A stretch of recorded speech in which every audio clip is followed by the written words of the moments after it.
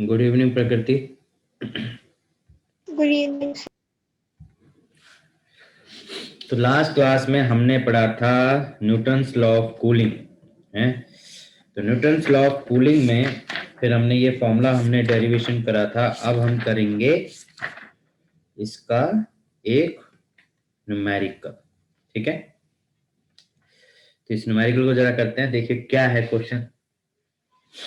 PDF का question number देख लेना कौन सा है। ये न्यूटन्स लॉ ऑफ कूलिंग के बाद ही है।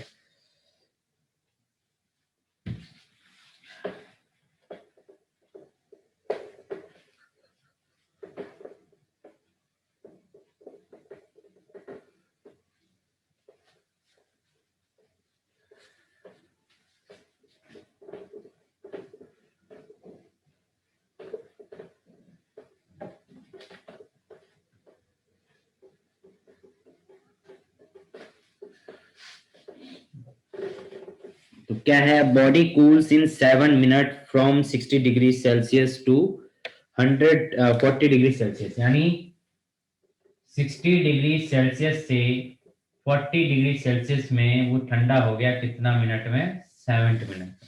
कितने मिनट में? 7 मिनट में। What will be its temperature after the next 7 minutes? After next 7 minute क्या टेम्परेचर होगा? The temperature of the surrounding is 10 degree. तो सराउंडिंग का टेम्परेचर जो है वो कितना है? 10 डिग्री है। तो सराउंडिंग के टेम्परेचर को हमने टी नोट ले लिया 10 डिग्री सेल्सियस। ठीक है, temperature of surrounding. assume that Newton's law of cooling holds good throughout the process। और throughout the process जो कंडीशन है वो क्या है? होल्ड कर रही है। ठीक है, तो आपको क्या निकालना है? इस टी की वैल्यू निकालनी है। ठीक है, न्यूटन्स लॉ ऑफ कूलिंग के बेस पे। तो न्यूटन्स लॉ ऑफ कूलिंग, मान लो ये T1 हो गया, ये T2 हो गया, और ये T हो गया, और ये सराउंडिंग का टेम्परेचर हो गया। समझ गए? अब आपने क्या किया कि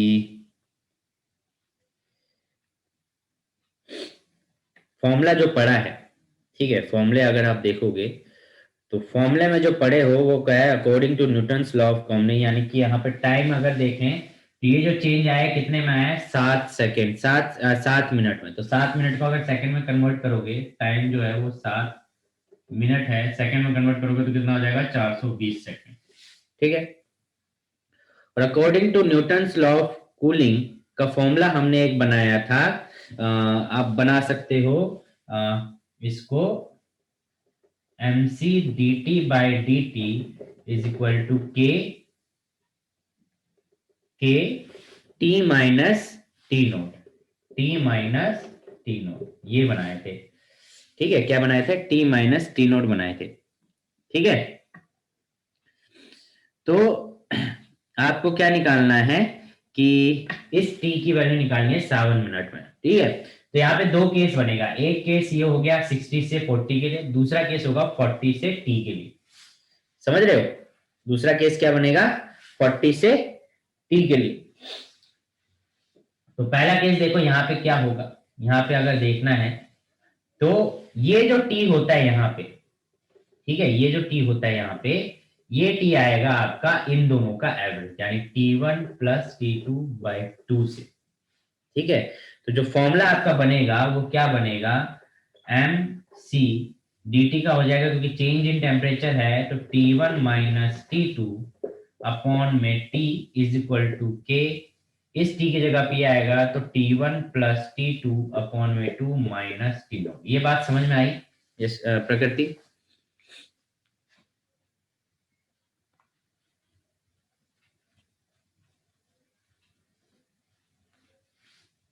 इतनी बात क्लियर है प्रकृति? यस। हाँ, तो अब देखो यहाँ पे हमें क्या क्या वैल्यू गिवन है, उसके अकॉर्डिंग हम इक्वेशन सॉल्व करते हैं। mc हमारे पास 60 है, माइनस 40 अपॉन में 420 is equal to k। t1 plus t2 कितना हो गया? 100 बाई 2 माइनस t नोट कितना है? 10। तो कितना हो गया? mc 60 और 40 कितना हो गया? 20 by 42 is equal to k। ये हो गया 50 माइनस कितना हो गया 40, तो 0 से 0 गया और 2 से कितना हो गया mc अपॉन में कितना चला जाएगा 2 और 1 इज इक्वल टू 40k। ठीक है, एक इक्वेशन ये बन गई। क्लियर है ना, हमें k की वैल्यू पता ना m की ना c की। ठीक है, इतनी बात क्लियर है। अब हम बनाएंगे T2 से T1 की t के लिए। ठीक है, अब T2 से क्या हो रहा है, t हो रहा है कितने मिनट में 7 मिनट में। तो अगेन इक्वेशन बनाएंगे mc dt by dt which is equal to k। ठीक है, और t माइनस t नोट। ठीक है, तो फॉर्मूला क्या बन जाएगा, mc dt क्या है, चेंज इन टेम्परेचर, तो T2 माइनस t अपॉन में t इज इक्वल टू क्या हो जाएगा k, और ये t कैसे आता है t plus t, T2 plus t by 2 minus t naught. ठीक है, वैल्यू पुट करेंगे mc, T2 कितना है हमारे पास, T2 है हमारे पास 40, तो 40 माइनस t अपॉन में t कितना है 420, ये हो गया is equal to k T2 यानी कि 40 plus t by 2 minus t naught कितना है 10। समझ गए, ये हो गई इक्वेशन Yes, sir. 2। ये हो गई इक्वेशन 2।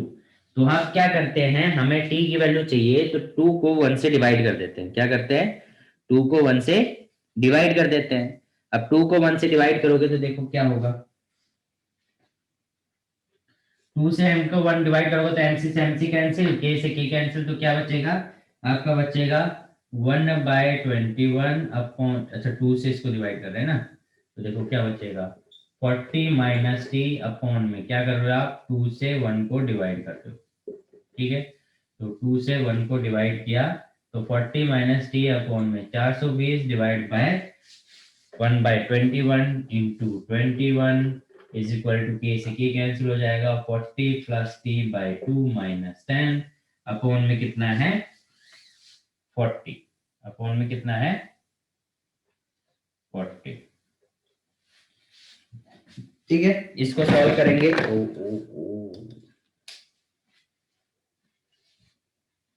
इसको सॉल्व करेंगे तो क्या होगा, इसको सॉल्व करने पे ये गया 2 टाइम्स 20। ठीक है, और इसको मल्टीप्लाई करोगे तो मल्टीप्लाई तो नहीं हो पाएगा, नीचे मल्टीप्लाई करना पड़ेगा, ये हो जाएगा 40 माइनस टी अपॉन में 20। ठीक है, equal to 40 minus T upon में 2 इंटू 40 110 40। ठीक है, 0 से 0 गया, 2 4 80 हो गया, क्रॉस मल्टीप्लाई करेंगे, सॉल्व करेंगे प्लस माइनस करके, टी की वैल्यू क्या आ जाएगी, मैथमेटिकली सॉल्व करने पे टी की वैल्यू कितनी आ जाएगी 28 डिग्री सेल्सियस। बात समझ में आई? Yes, sir. तो इस तरीके से आप क्वेश्चन को सॉल्व कर लेंगे। तो ये ध्यान रखना कि न्यूटन्स लॉ ऑफ कूलिंग में जो टी होता है, ये वाला टी, ये टी इन दोनों टेम्परेचर्स का एवरेज होता है। ठीक है, इधर जो ये dt होता है वो डिफरेंस होता है, T1 और T2 का डिफरेंस होता है। तो हमने क्या है कि हमारे पास k और mc की वैल्यू नहीं थी, तो हमने दो केसेस बनाए, दोनों केसेस की इक्वेशन बनाई, डिवाइड करके सॉल्व कर दिया। ठीक है, Yes, sir. ये है। उसके बाद यहां तक कोई डाउट? नहीं sir, clear. क्लियर है? ठीक है, तो आगे बढ़ते हैं, इसको नोट करना है तो कर सकते हो। Sir, एक minute.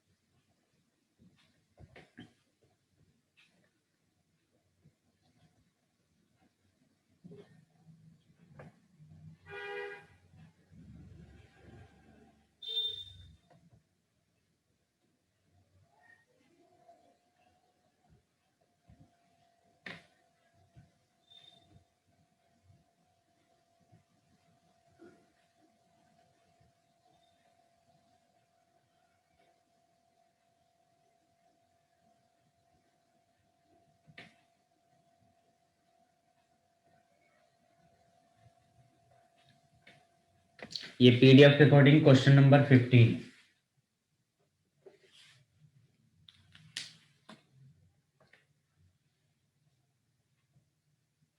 Sir done. Done. Next देखिए क्या है टॉपिक हमारा। नेक्स्ट टॉपिक है रिफ्लेक्टेंस। ठीक है,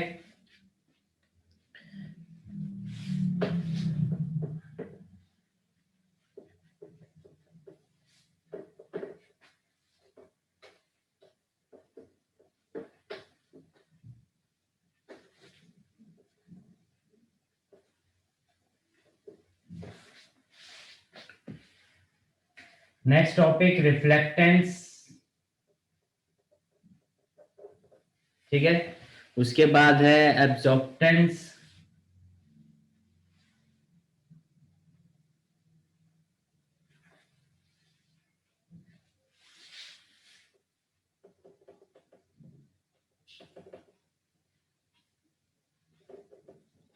एब्जॉर्प्टेंस और ट्रांसमिटेंस।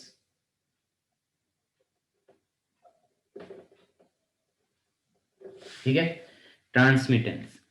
तो ट्रांसमिटेंस में क्या है और रिफ्लेक्टेंस एब्जॉर्प्टेंस में क्या है, यहाँ पे समझिए कि जब किसी बॉडी के ऊपर हीट आ रही है, मतलब मान लो ये एक बॉडी है और आपने इसके ऊपर हीट दिया, तो यहाँ पे केसेस अलग अलग होते हैं। केसेस यानी कि जब हीट इसमें आएगी तो इसका कुछ पोर्शन ये बॉडी एब्जॉर्ब करेगी, कुछ बॉडी को ये ट्रांसमिट कर देगी आगे की तरफ, और कुछ पार्ट को, कुछ पोर्शन को ये रिफ्लेक्ट भी कर देगी। तो उसी केस के बेस पे रिफ्लेक्टेंस क्या कहता है, it is defined as the ratio of the amount of thermal energy reflected by a body in a certain time to the total amount of thermal energy falling upon the body in the same time। यानी कि reflectance क्या है, ratio. किसका ratio है कि अगर जितना amount of heat इस पे आ रही है उसका, और जो वो अमाउंट रिफ्लेक्ट कर दे रहा है, तो उन दोनों का अगर आप रेशियो निकाल रहे हो तो उसको हम क्या कह रहे हैं, रिफ्लेक्टेंस कह रहे हैं। समझ में आया, क्लियर है? यस। नेक्स्ट एब्जॉर्प्टेंस। एब्जॉर्प्टेंस क्या है, it is defined as the ratio of the amount of thermal energy absorbed by a body in a certain time to total amount of thermal energy incident upon the body in Q।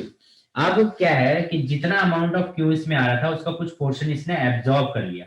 ठीक है, क्या कर लिया, कुछ absorb कर लिया। जितना absorb कर पाया उसका रेशियो अगर आप निकाल रहे हो तो उसको हम बोल रहे हैं एब्जॉर्प्टेंस। यानी एब्जॉर्प्टेंस यानी कितना एब्जॉर्ब किया है और कितना उसके ऊपर आया है, तो उसका रेशियो अगर आप निकाल दोगे तो वो क्या हो जाएगा, एब्जॉर्प्टेंस। क्लियर है? Yes sir. Next है transmittance. It is defined as the ratio of the amount of thermal energy transmitted by a body in a certain time to the total amount of thermal radiation incident on it। यानी कि अब इसने जितना, मान लो ये गर्म हो गया तो ये कुछ अमाउंट ऑफ हीट ट्रांसमिट भी कर रहा होगा। ठीक है, आगे की तरफ ट्रांसमिट कर रहा है, तो जितना अमाउंट ऑफ उसने ट्रांसमिट किया और जितना अमाउंट ऑफ हीट इसके ऊपर इंसिडेंट हुई उसका रेशियो अगर आप निकाल दोगे तो वो क्या हो जाएगा, ट्रांसमिटेंस हो जाएगा। क्लियर है? Yes sir. तो ये तीन टर्म हो गए, रिफ्लेक्टेंस, एब्जॉर्प्टेंस, ट्रांसमिटेंस। बेसिकली तीनों रेशियो हैं। जितना अमाउंट ऑफ रिफ्लेक्ट करेगा ओरिजिनल के साथ रेशियो निकाल दिया तो रिफ्लेक्टेंस, जितना अमाउंट वो एब्जॉर्ब करेगा ओरिजिनल के साथ रेशियो निकाल दिया एब्जॉर्प्टेंस, जितना अमाउंट वो ट्रांसमिट करेगा उसके टोटल के साथ तो उसका रेशियो निकाल दिया ट्रांसमिटेंस। ठीक है, next topic is black body. Definition बेटा उससे कर लेना नोट से, ठीक है? सर। तो नेक्स्ट ब्लैक बॉडी, आपके हिसाब से ब्लैक बॉडी क्या है?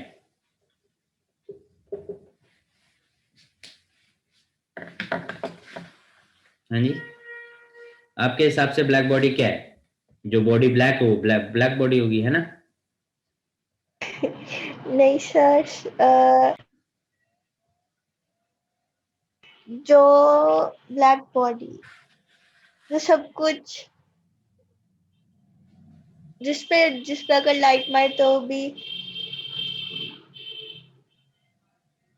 जैसे जो सब कुछ अब्सॉर्ब कर ले, सब कुछ अब्जॉर्ब कर ले, तो बेसिकली सारी एनर्जीज को वो क्या कर सकता है, एब्जॉर्ब कर सकता है। तो यही बात यहाँ पे भी है कि ब्लैक बॉडी बेसिकली एक ऐसी बॉडी है जो सभी टाइप की एनर्जीज को एब्जॉर्ब कर ले रहा है और उस एनर्जी को एमिट नहीं कर रहा है, ठीक है। तो उस टाइप की बॉडी को हम क्या कह रहे हैं, black body. Black body is one which neither reflect not transmit but absorb whole of the heat radiation incident on it, ठीक है। तो ब्लैक बॉडी क्या है, एक ऐसी बॉडी है जो कि ना ही रिफ्लेक्ट करता है ना ही ट्रांसमिट करता है, ये बस एब्जॉर्ब करता है जो भी इसके ऊपर हीट एनर्जीज ट्रांसमिट होती हैं, फॉल होती हैं, ठीक है। ब्लैक बॉडी अगर बनाना चाहो तो कैसे बनाओगे, कुछ इस तरीके से डिजाइन कर दिया है यहाँ से होल से, ठीक है, और यहाँ पे कुछ रख दिया तो रे आई, यहाँ रिफ्लेक्ट हुई, ये रिफ्लेक्ट हुई, रिफ्लेक्ट हुई, रिफ्लेक्ट हुई, रिफ्लेक्ट हुई, रिफ्लेक्ट हुई, रिफ्लेक्ट हुई और खत्म होगी। क्योंकि जितनी बार रे रिफ्लेक्ट होगी उतनी बार उसका कुछ ना कुछ पोर्शन एब्जॉर्ब कर लिया गया होगा, तो हर बार उसकी एनर्जीज क्या होती जाएंगी, एब्जॉर्ब होती जाएंगी, और वो क्या करता जाएगा, सारी एनर्जीज को धीरे धीरे एब्जॉर्ब करता जाएगा, रे की एनर्जी खत्म होती रहेगी। इस तरीके से उसने ये एनर्जी जो हीट एनर्जी अंदर गई थी वो बाहर निकल नहीं पाई, तो ऐसे में उसने क्या करा कि सारी की सारी एनर्जीज को उसने एब्जॉर्ब कर लिया है, ठीक है। Yes sir. ये हो गया ब्लैक बॉडी हो गई। उसके बाद क्या है आपका ग्रीन हाउस इफेक्ट, ठीक है। तो ग्रीन हाउस इफेक्ट क्या होता है, next topic green house effect.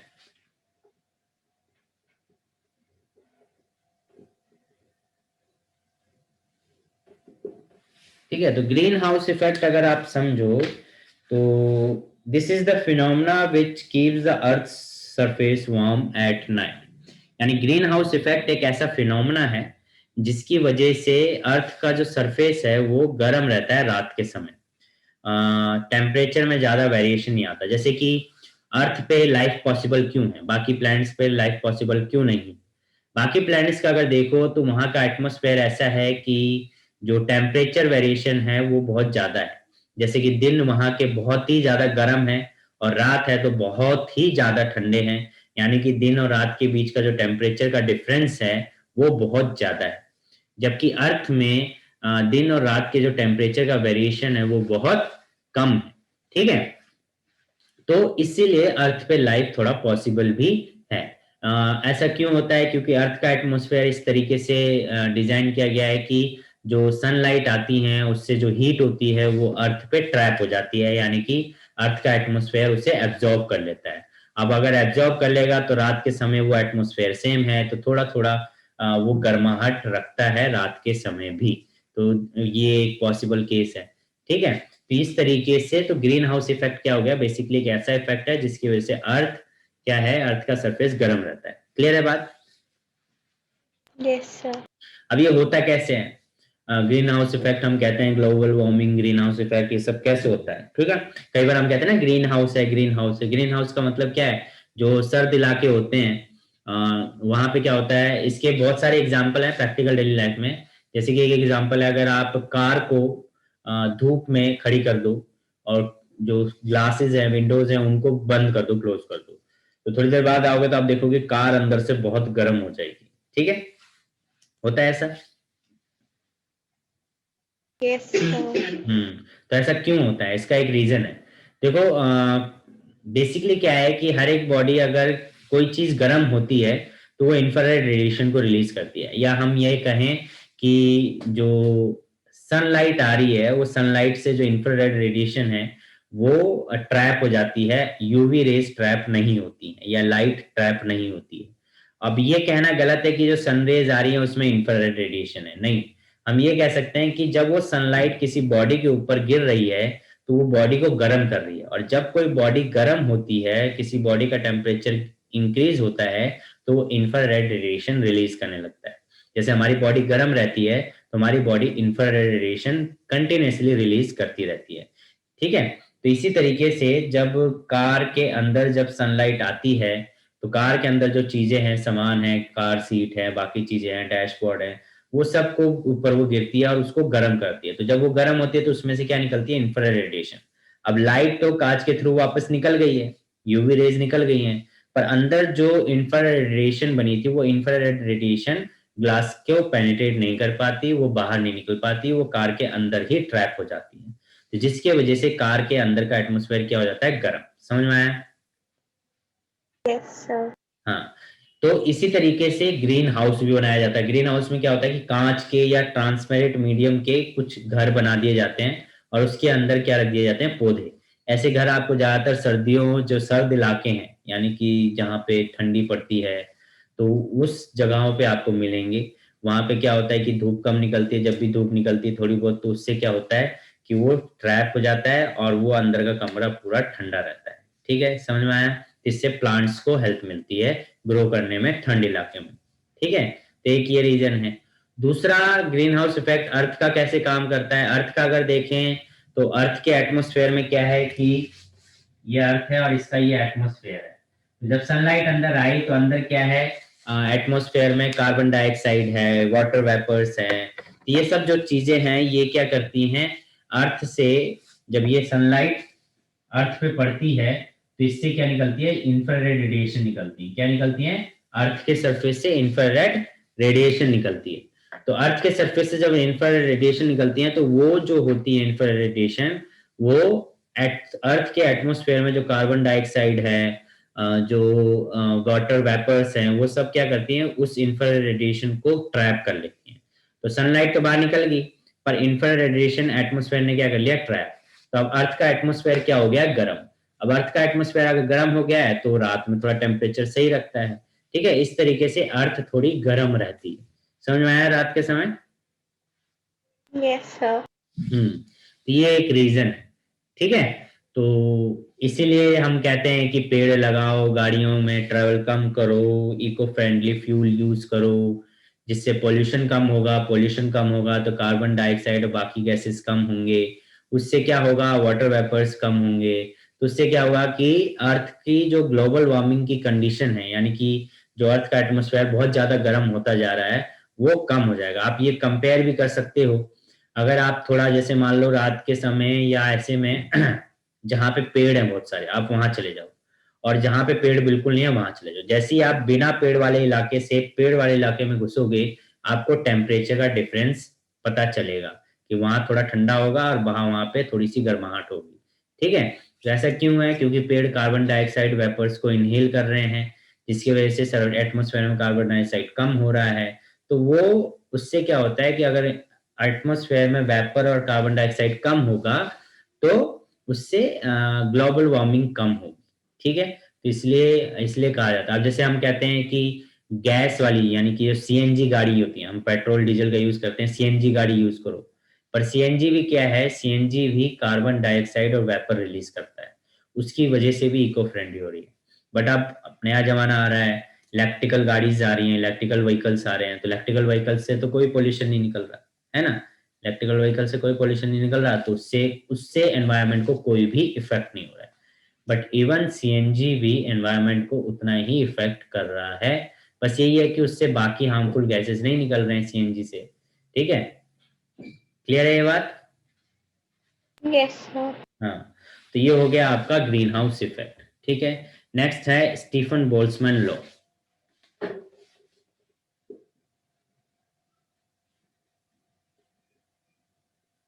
Boltzmann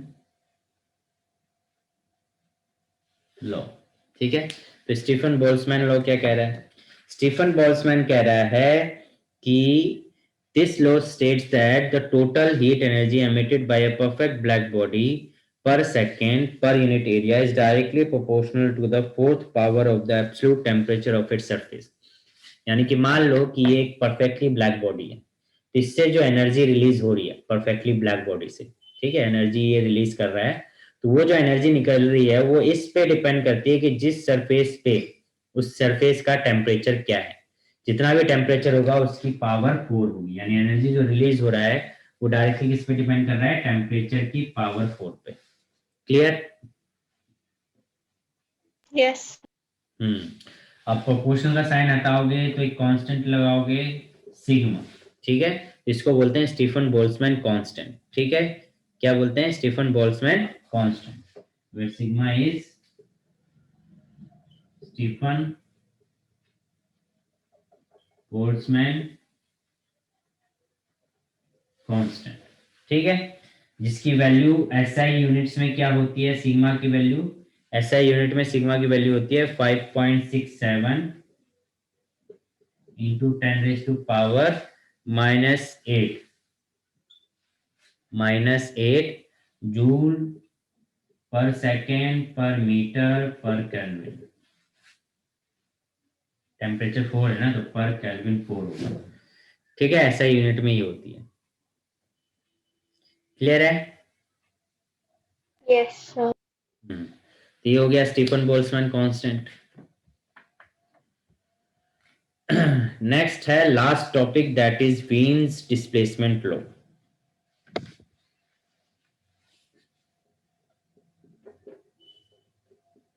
Wien's displacement law. तो वीन्स डिस्प्लेसमेंट लॉ क्या कहता है? वीन्स डिस्प्लेसमेंट लॉ कहता है कि wavelength corresponding to which the energy emitted by a black body is maximum is inversely proportional to its absolute temperature T। यानी कि जो ब्लैक बॉडी ये जो एनर्जी रिलीज कर रहा है, इस एनर्जी की जो वेवलेंथ होगी, ठीक है, मैक्सिमम वेवलेंथ होगी, वो इनवर्सली डिपेंड करेगा टेम्परेचर पे। किस पे डिपेंड करेगा? इनवर्सली डिपेंड करेगा टेम्परेचर पे। और ये टेम्परेचर का वैल्यू हटाओगे तो क्या लगेगा? Constant B. तो lambda M T is equal to B. ठीक है, कांस्टेंट बी लगेगा। तो इस बी को हम क्या बोलते हैं? वीन्स कांस्टेंट। इस बी को क्या बोलोगे आप? बी को बोलोगे वीन्स कांस्टेंट। क्या बोलेंगे? वीन्स कांस्टेंट। क्लियर है? इसकी वैल्यू आप लिख सकते हो 2.9 इंटू 10⁻³ मिली केल्विन। ठीक है, सर हाँ जी, कोई डाउट? यस सर, थोड़ा समझ आया अभी, कौन सा? पूरा नहीं आया। ये वाला वीन्स वाला या बाकी नहीं समझ में आया? तो वीन्स वाला। वीन्स वाला, अच्छा। ये कह रहा है कि जैसे मान लो ये ब्लैक बॉडी है, ये ब्लैक बॉडी बहुत गर्म है, बहुत गर्म है, तो इसमें से एनर्जी रिलीज हो रही है, और एनर्जी वेवलेंथ पे डिपेंड करती है। तो वो जो एनर्जी की मैक्सिमम वेवलेंथ होगी, वो मैक्सिमम वेवलेंथ इस बॉडी के टेम्परेचर पे इनवर्सली डिपेंड करती है।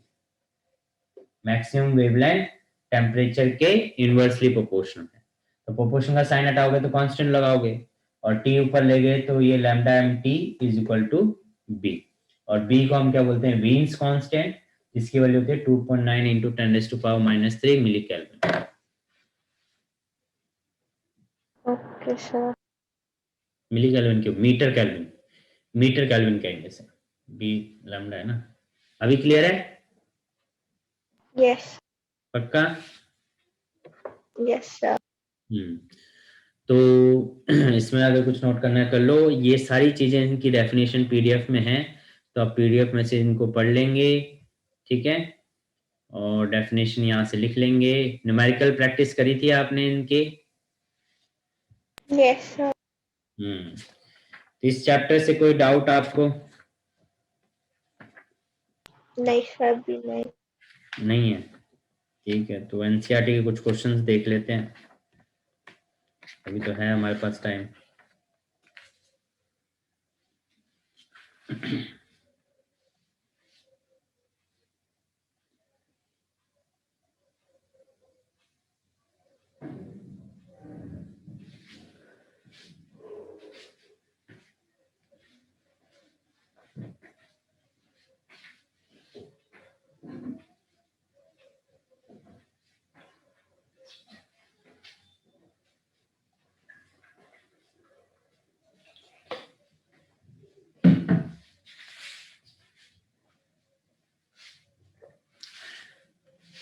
चलिए, तो एनसीईआरटी का क्वेश्चन देखते हैं। एनसीईआरटी का पहला क्वेश्चन देखिए, 11.1।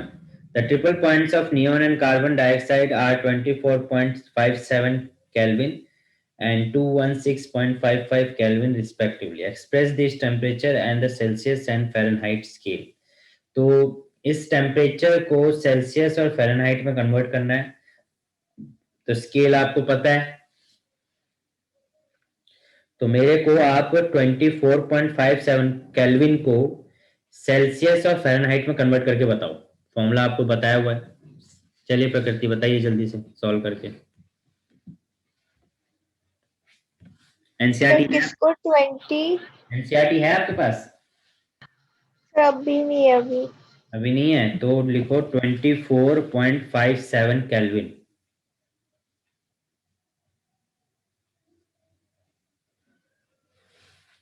Twenty 4.57 kelvin. इसको केल्विन को सेल्सियस में एंड फ़ारेनहाइट में, इन दोनों में कन्वर्ट करके बताइए।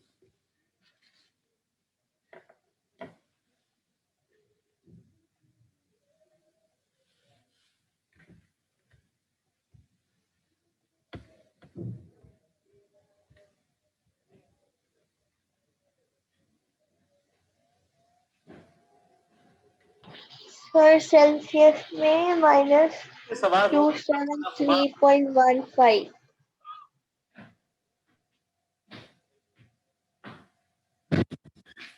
सेल्सियस में कितना टू बताया? 248 24 -24 248।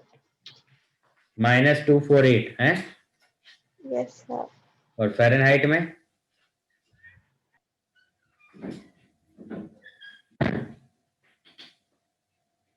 फ़ारेनहाइट में कितनी वैल्यू होगी?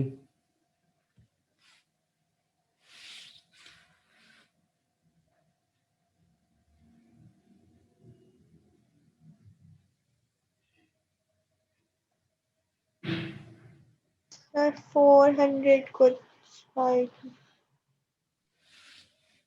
400 कुछ क्या?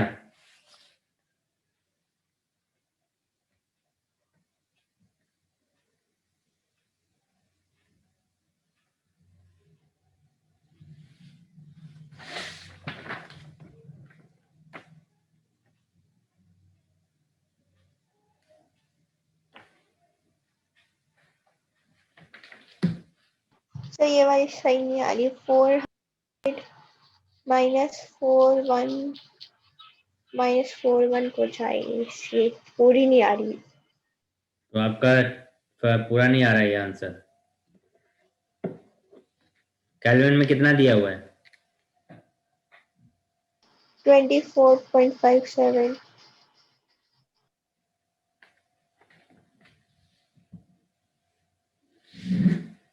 हाँ, तो केल्विन में आपके पास स्केल है, आप उससे भी कर सकते हो या डायरेक्ट लर्न भी कर सकते हो फॉर्मूला। ठीक है, फ़ारेनहाइट में निकालने के लिए।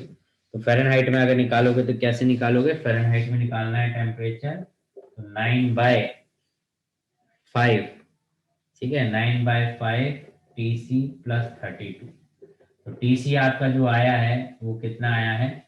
वो आया है आपका टेम्परेचर इन सेल्सियस कितना है? 248 है ना, माइनस का, प्लस में क्या करोगे? 32। तो इसको आप जब सॉल्व करोगे तो आपका आंसर आएगा कितना? 415 अप्रोक्सीमेटली। ठीक है, ये फ़ारेनहाइट आपका आंसर आ जाएगा। क्लियर है? Yes sir. नेक्स्ट देखो क्या कह रहा है। Two absolute scale A and B have triple points of water defined as to be 200 A and 350 B. What is the relation between T A and TB? And temperature of A and temperature of B. ठीक है, तो दो absolute scale हैं ए and B. ठीक है, उसमें temperature triple point जो आया है वो आया है कितना? 200 और ए, एंड ये आया है आपका 350 बी। तो T A by T B निकालना है रिलेशन। तो T A by T B क्या हो जाएगा? 200, क्योंकि इक्वेट होगा, इक्वल होगा, और तो टी 200 A बाय 350 आ जाएगा। तो आंसर कितना आ जाएगा? ये आपका 4/7। ठीक है, तो T A is equal to क्या हो गया? 4/7 टीवी। समझ गए? Yes sir.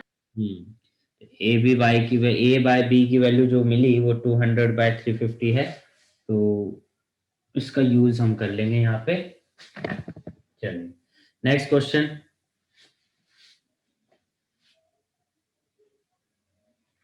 ये तो क्वेश्चन इस सिलेबस में नहीं है, इसको हटाओ।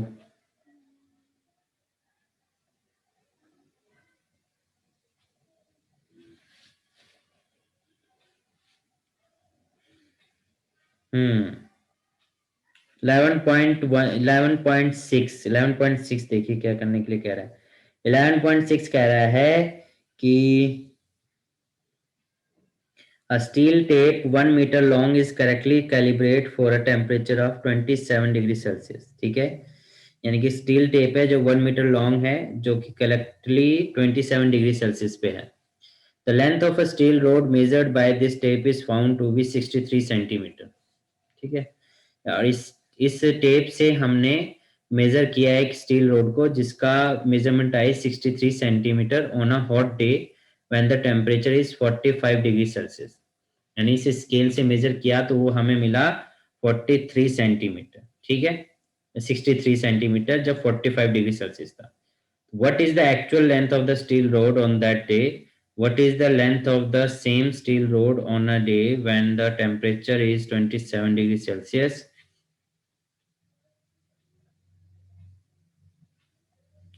Coefficient of linear expansion of steel दे रखा है, तो आपको क्या निकालना है? L2 निकालना है।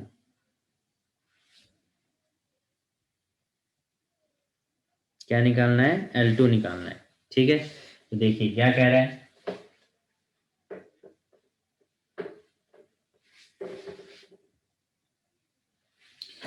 तो क्वेश्चन नंबर ये है, क्वेश्चन नंबर 11.6। ठीक है, एक टेप है आपके पास जो बिल्कुल सही मेजर करती है, और एक स्टील रोड है, उससे हमने एक मेजर किया जिसकी लेंथ आई 63 सेंटीमीटर। और ये जो हमने मेजर किया है वो हॉट डे में किया है, यानी कि इस दिन टेम्परेचर कितना है 45 डिग्री सेल्सियस है। ठीक है, और ये जो जिससे हमने मेजर किया है टेप से, ठीक है, टेप से जो मेजर किया है वो 27 डिग्री सेल्सियस पे सही मेजर करता है, यानी कि T1 टेम्परेचर 27 डिग्री सेल्सियस है। तो अगर क्या कहें, तो अगर इसका मतलब क्या हुआ कि अगर ये 45 डिग्री सेल्सियस पे है, इसका मतलब इसमें कुछ ना कुछ एक्सपेंशन हुआ है ना? तो एक्सपेंशन हुआ है तो हम कह सकते हैं कि L2 क्या है आपका 63 सेंटीमीटर। आपको L1 निकालना है क्योंकि इसने बोला है what is the actual length of the steel rod on that day. तो steel rod on length day निकालना है, तो इसके लिए फॉर्मूला आप निकालोगे। ठीक है, उसके लिए आप क्या निकालोगे? फॉर्मूला निकालोगे। तो L2 आपके लिए यानी L1 निकालना है। ठीक है, समझ गए? यस और अल्फा आपको गिवन है। अल्फा कितना गिवन है? अल्फा गिवन है 1.2 into 10⁻⁻5 पर डिग्री सेल्सियस। ठीक है, और T2 आपका हो जाएगा 45 डिग्री सेल्सियस। फॉर्मूला अप्लाई कर देना है। फॉर्मूला अप्लाई करोगे तो क्या फॉर्मूला बनेगा? बताइए क्या फॉर्मूला है?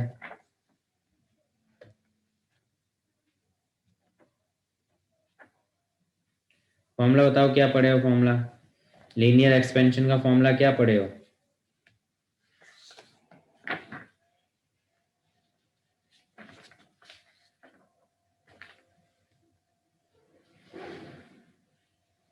sure, change in length upon change in pressure temperature. ये पढ़े हो लीनियर एक्सपेंशन का formula? L2 is equal to L1 1 plus alpha delta T, ये पढ़े हो?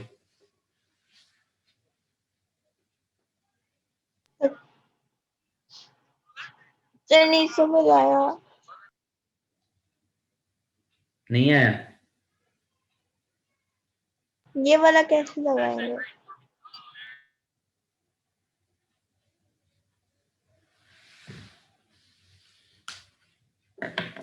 ये फॉर्मूला लीनियर एक्सपेंशन का याद नहीं है? हमने linear expansion, surface expansion, volumetric expansion का फॉर्मूला बनाया था। Yes sir. ये फॉर्मूला है, तो क्या नहीं समझ में आएगा? क्वेश्चन समझ में नहीं आया? सर ये वाला इस क्वेश्चन में मेरे को लगाना कैसे समझ नहीं आ रहा है। इस क्वेश्चन में कैसे लगाना है सर? इस क्वेश्चन में कैसे लगाना है? ये कह रहा है कि एक स्टील टेप है जो 1 metre long is correctly calibrate for a temperature of 27 degree Celsius. यानी कि 1 मीटर की टेप है, ठीक है, कितने की मीटर टेप है? 1 मीटर की टेप है। तो स्टील टेप जो है वो 1 मीटर की लंबी टेप है, जो कि 27 डिग्री सेल्सियस पे ये लेंथ है इसकी 1 मीटर। ठीक है। अब इस टेप से एक स्टील रोड को मेजर किया गया। तो स्टील रोड को मेजर किया गया तो बेसिकली स्टील मेजर से मेजर किया गया, तो वो स्टील रोड की जो लेंथ आई है वो 63 सेंटीमीटर आई है। अब ये 63 centimetre on a hot day when the temperature is 45 degree Celsius, यानी टेम्परेचर की 45 डिग्री सेल्सियस की लेंथ है। ठीक है। तो उस दिन ये मेजर की गई है। ठीक है। तो ये कह रहा है कि अगर 63 सेंटीमीटर की मेजर की गई है, तो what is the actual length of the steel rod on that day, यानी उस दिन उसकी एक्चुअल लेंथ क्या होनी चाहिए? उस दिन उसकी एक्चुअल लेंथ क्या होनी चाहिए? ठीक है। हॉट डे वाले दिन, ठीक है, गर्म दिन वाले दिन उसकी एक्चुअल लेंथ क्या होनी चाहिए? यानी कि अगर टेप से 63 सेंटीमीटर है वो, तो हॉट डे दिन वाली यानी कि ये L1 हो गया। तो हॉट डे दिन वाली नहीं, जिस दिन 45 डिग्री टेम्परेचर है उस दिन क्या लेंथ होनी चाहिए? यानी कि अगर गर्म करोगे तो मेटेलिक रोड की लेंथ इंक्रीज होगी। Yes sir. हाँ, तो वो कह रहा है कि जिस दिन गर्म दिन था यानी 45 डिग्री सेल्सियस टेम्परेचर था, उस दिन मेजर करने पे तो 63 आना चाहिए, पर गर्म दिन है तो उसकी वजह से उसकी लेंथ क्या आनी चाहिए? तो बताइए कि उस दिन क्या उसकी लेंथ होगी, एक्चुअल में क्या लेंथ होगी, तो वो निकालना है। तो इसलिए आप L2 निकालोगे, यहाँ पे रखे L2 इज इक्वल टू क्या हो जाएगा 63, 1 प्लस अल्फा की वैल्यू दे रखा है 1.2 इंटू 10⁻⁵। चेंज इन टेम्परेचर निकालना है, तो चेंज इन टेम्परेचर कैसे निकालोगे? 45 माइनस 27 डिग्री सेल्सियस। सॉल्व करोगे तो आंसर आ जाएगा 63.0136। ये होनी चाहिए। समझ में आया? ओके सर, नहीं समझे? समझ आ गया, आया। तो अब what is the actual length of the steel rod on that day, and what is the length of the same steel rod on the day when the temperature is 27 degree Celsius? तो जिस दिन 27 degree Celsius होगा तो उस दिन steel road की length की temperature क्या होगी? उस दिन होगी कितनी? 63 सेंटीमीटर होगी। कितनी होगी? 63 सेंटीमीटर। नॉर्मल टेम्परेचर पे तो 63 ही होगी, यस सर। है ना? ये तो गर्म हो गया तब आंसर आ गया ना 63.0136।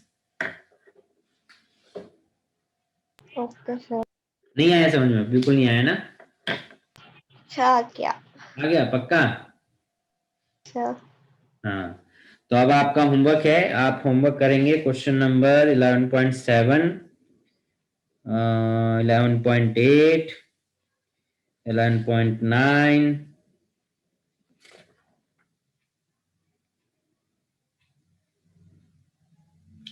11.12,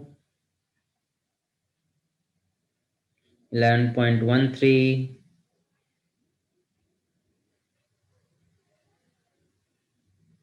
11.14,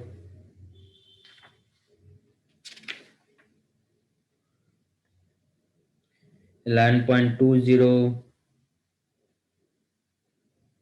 11.19, इन क्वेश्चन को करोगे। ठीक है। और 11.22 ये भी करना है। 11.22 इनको करोगे। ये पूरे फॉर्मूला बेस्ड हैं, आप फॉर्मूला अप्लाई करोगे, जिस तरीके के एग्जाम्पल हैं उसी के बेस पे इन क्वेश्चंस को करना है सॉल्व, तो आपका आंसर आ जाएगा। क्लियर? Yes sir.